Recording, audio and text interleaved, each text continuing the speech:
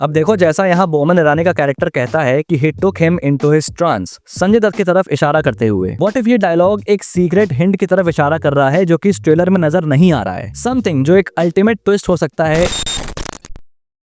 Finally the राजा साहब की team की तरफ से कुछ ऐसा आया है जो एक्चुअली में कंट्रीब्यूट करेगा इस फिल्म की हाइप में, because the trailer cut is damn good. बहुत फास्ट पेस्ड है, ढेर सारे मनी शॉट्स को रखा गया है एंड येट अपनी स्टोरी को लेके बहुत टाइटली पैक्ड है। 3 मिनट 11 सेकंड का ट्रेलर है जहां बहुत कुछ हो रहा है and yet you have no idea about the exact story. And सबसे बेहतरीन चीज जो कि मुझे लगी वो है इस ट्रेलर के टोन की कंसिस्टेंसी। ये ट्रेलर फाइनली फिल्म को सीरियसली ले रहा है, प्लॉट और कॉन्सेप्ट में एक फ्रेशनेस दिख रही है, कोई फोर्स कॉमेडी ट्रैक्स, कोई आई कैंडी प्रदर्शन पे फोकस नहीं, टू द पॉइंट और इंट्रीगिंग ट्रेलर। आई मीन अभी कुछ दिन पहले ही डायरेक्टर मारुति का जो बोल्ड स्टेटमेंट आया था कि फिल्म ना पसंद आए तो मेरे घर पे पहुंच जाना, ये लो एड्रेस। अब ये तो अल्टीमेटली 9 जनवरी को डिसाइड होगा कि भाई फिल्म कैसी होगी, लेकिन इस ट्रेलर में मारुति का वो कॉन्फिडेंस झलक रहा है। संक्रांति रिलीज ऑलरेडी है, प्रभास की फिल्म है, तो इससे ज्यादा मुझे कुछ कहने की जरूरत नहीं है। और अब ये ट्रेलर जिसने राजा साहब के अच्छे बॉक्स ऑफिस नंबर्स को तो पक्का कर दिया है। अब देखो, अपने कोर में तो ये है एक हॉरर कॉमेडी फिल्म, एक नो ब्रेनर जहां everything you see does not have to make sense. And ये मैं उनके लिए बोल रहा हूं जो कि वीएफएक्स में फालतू की फॉल्ट निकाल रहे हैं। आई एग्री, कुछ जगह वीएफएक्स बेकार हैं,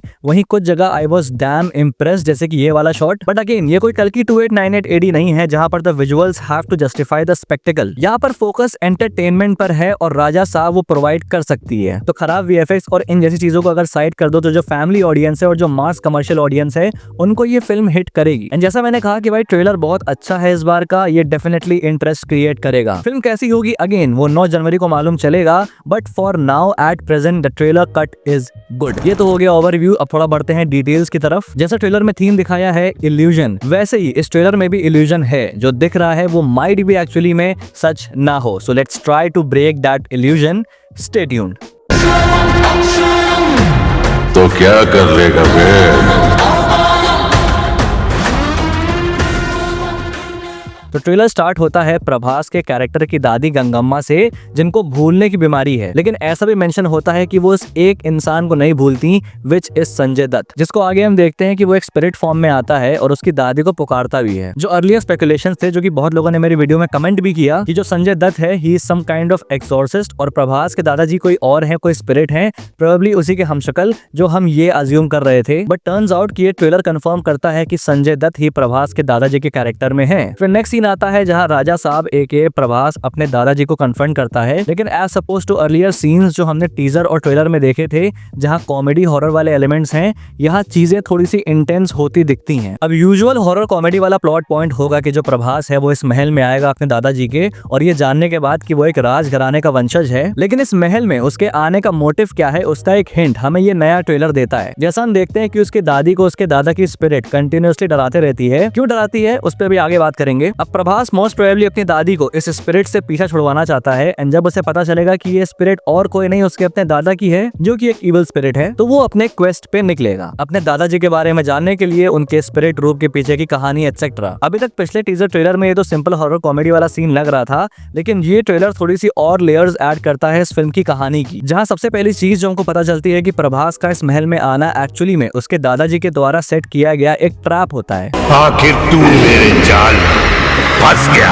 अब ये ट्रैप क्यों सेट किया गया, इसका कंप्लीट जवाब तो हमको फिल्म देखने के बाद ही पता चलेगा, लेकिन इस ट्रेलर में उसका एक वेग आइडिया हमको मिलता है। अब राजा साहब के टीजर में ऐसा स्टैब्लिश किया जाता है कि संजय दत्त इस महल का राजा है, लेकिन इस ट्रेलर में हमको पता चलता है कि जो असली रूलर हैं वो प्रभास की दादी हैं गंगम्मा, जो एक टाइम पे पूरी डायनेस्टी हुआ करती थी देवानगर नाम की, और उसकी रूलर गंगम्मा यानी कि प्रभास की दादी थी। अब जो टीजर आया था याद करो, उसमें एक मेल वॉइस ओवर आता है जो ये कहता है कि इस जगह की सारी दौलत मेरी है और मेरे जाने के बाद इसका सुख भी मैं ही भोगूंगा। यहाँ की दौलत मेरी रूह, मेरे जाने के बाद भी इसे मैं ही भोगूंगा। तो यहाँ पर हमें एक हल्का आइडिया मिलता है कि क्या हो सकता है। संजय दत्त जो प्रभास के दादा हैं, लेकिन साथ ही ऑकल्ट प्रैक्टिशनर भी हैं, यानी काला जादू और ऐसी चीजों के। एंड ये देखते हुए कि उसकी बीवी पावर में है, एक रूलर है, माइट भी वो इस पावर को हासिल करना चाहता हो, जिसके चलते वो अपने बीवी के अगेंस्ट हो जाए। यहाँ इस सीन में देखो, यहाँ संजय दत्त ऐसे पावर्स का यूज कर रहा है अपने, और ये सोल्जर्स इस पे अटैक कर रहे हैं, इसको रोक रहे हैं। इन सोल्जर्स के हथियार और इनके पहनावे से समझ आता है कि ये पास्ट का सीन है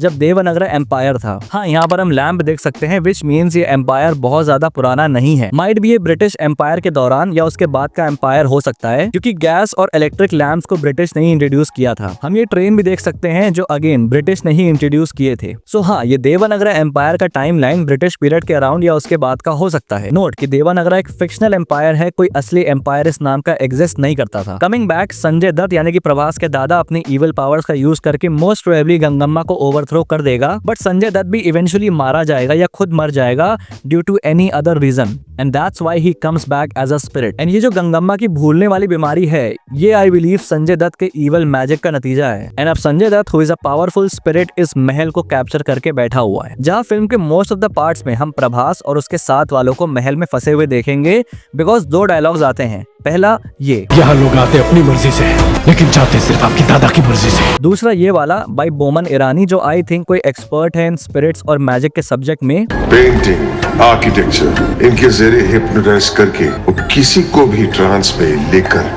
चला जा सकता है। तो मतलब यहाँ पे इल्यूजन्स और ऐसी चीजों का यूज करके प्रभास और उनके साथियों को उसके दादाजी महल में कैद रखेंगे। और हाँ, इस वर्ड को याद रखना, ट्रांस। ट्रांस मतलब होता है हिप्नोटाइज करना। ये आगे इस वीडियो में आने वाली एक थ्योरी का बहुत इंपॉर्टेंट हिस्सा है। अब प्रभास को उसके दादाजी इसीलिए महल में कैद रख रहे हैं क्योंकि उसका जो भी अल्टीरियर मोटिव है उसे फुलफिल करने के लिए उसे प्रभास यानी अपने पोते की जरूरत है, और उसे महल में ल्योर करने के लिए वो उसकी दादी को डराता रहता है। इवन हम देखते हैं कि वो उन्हें बुरी तरह हार्म भी करता है, जिसकी वजह से प्रभास उससे लड़ेगा। यहाँ से थिंग्स गेट सीरियस। हमें एक और बड़ा ही इंटरेस्टिंग कॉन्सेप्ट यहाँ इस ट्रेलर में देखने को मिलता है, जो काइंड ऑफ ऑल्टरनेट डायमेंशन और मैट्रिक्स का मिक्स है। ये ज्यादा बेहतर तरीके से जो उसका तेलुगु ट्रेलर है उसमें समझ में आएगा, बिकॉज हिंदी ट्रेलर में मतलब जो इंपॉर्टेंट पॉइंट्स हैं उनको मिस आउट कर दिया गया है। देखो ये डायलॉग कि हमें सब कॉन्शियसली एक नए वर्ल्ड को क्रिएट करना होगा, उसमें रहना होगा और फिर इससे लड़ना होगा। अब ऑब्वियसली दादाजी एक स्पिरिट हैं, तो प्रभास उससे ह्यूमन फॉर्म में नहीं लड़ सकता। तो यहाँ काइंड ऑफ एक मैट्रिक्स क्रिएट किया जा रहा है ब्रेन के सबकॉन्शियस की मदद से, जहाँ प्रभास उससे लड़ेगा। मतलब एक सेपरेट डायमेंशन या फिर एक एस्ट्रल वर्ल्ड। ऑब्वियसली ये चीज बोमन ईरानी का जो कैरेक्टर है वही करेगा। एंड ये जो सारी चीजें हो रही हैं, जैसे ऐसे हवा में उड़ना, जैसे कि जीरो ग्रेविटी है,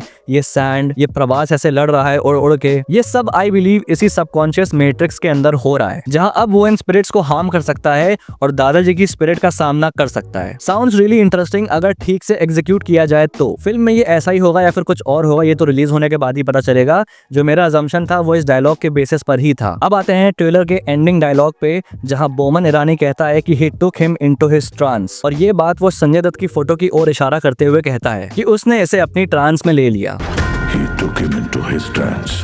यहाँ पर दो थ्योरी आती है। थ्योरी नंबर 1, पहला ये कि वो प्रभास की बात कर रहा है यहाँ पर, कि संजय दत्त ने प्रभास को अपने वश में कर लिया है। एंड आई बिलीव वो यही करना चाहता था। सिंस वो एक स्पिरिट है, उसको एक बॉडी चाहिए खुद को सस्टेन करने के लिए, एंड सिंस प्रभास उसका पोता है, सेम ब्लड लाइन है, तो प्रभास की बॉडी को वो कैप्चर करना चाहता है। एंड आई थिंक जो ये लुक है प्रभास का, cigar, salt, pepper hair, I think ये संजय दत्त के वश करने के बाद वो इस रूप में आएगा। एंड इसी वजह से हम उसे ऐसे ये पावर्स यूज करते हुए देख सकते हैं। Just a theory. दूसरा, एक और लुक भी आता है प्रभास का, अ सरप्राइज लुक, ऐसे जोकर के रूप में। This look clearly is a reference to his old film Chakram, जहां पर वो ऐसे जोकर बने थे। ऑल्सो यहाँ पर पीछे कैप्टन अमेरिका की शील्ड किसने किसने स्पॉट करी। कंफर्म्ड द राजा साहब will return in Avengers doomsday. Jokes apart, ये सीन क्या हो सकता है काफी मुश्किल अभी बताना। माइट भी जो सबकॉन्शियस वाला कॉन्सेप्ट हमने ट्रेलर में देखा है, उसी का यूज करके प्रभास अपनी एक दूसरी पर्सनैलिटी फॉर्म करे to counter is alter ego, जो अभी उसके दादा के वश में है। काइंड ऑफ मून नाइट ऐसा कॉन्सेप्ट, जहाँ प्रभास की 3 पर्सनैलिटीज हैं। पहली है नॉर्मल,